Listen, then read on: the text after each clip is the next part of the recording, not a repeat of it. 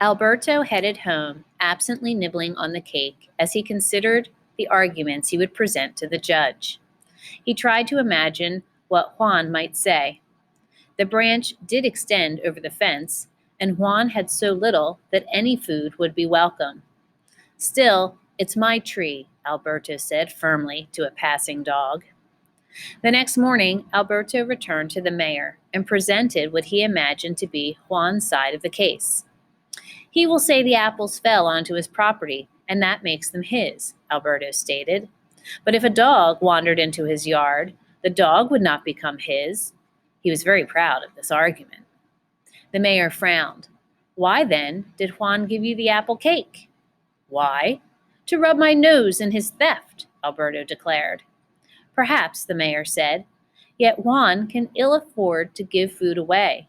You are missing something. A fence has two sides, as does every argument. Perhaps you need another day to consider. You don't want to appear uninformed before the judge.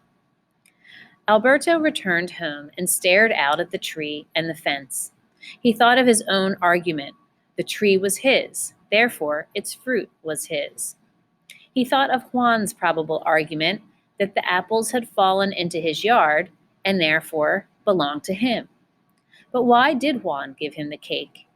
That night, Alberto tossed and turned. Early the next day, he marched to the mayor's house. How can I know why Juan gave me the cake? He said angrily. Who can know what is in another man's heart? Juan knows, the mayor quietly replied. Remember, things can look quite different from the other side of the fence. Very well, Alberto said grudgingly. I will talk to Juan myself. It can only make my case against him stronger. He hurried from the mayor's door and soon arrived at Juan's house. Alberto pounded on Juan's door, anxious to gather the evidence he needed.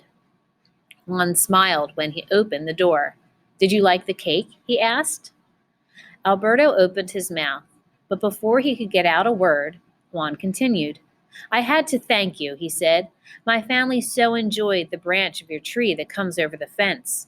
Blossoms in the spring, shade in the summer. I knew the man who owns the finest apple tree in the pueblo must surely be the most generous man as well. But the apples, of course, were yours. We got so much joy out of your tree, it would be poor repayment to simply give you the apples. So my wife baked all of them into a cake. I hope you enjoyed it. Alberto felt no taller than an ant. His arguments dissolved like sugar in water. Will you join us? Juan asked. He motioned to the table set with a simple meal of beans, rice, and tortillas. Alberto knew at once he would not be presenting any case before the judge the following day.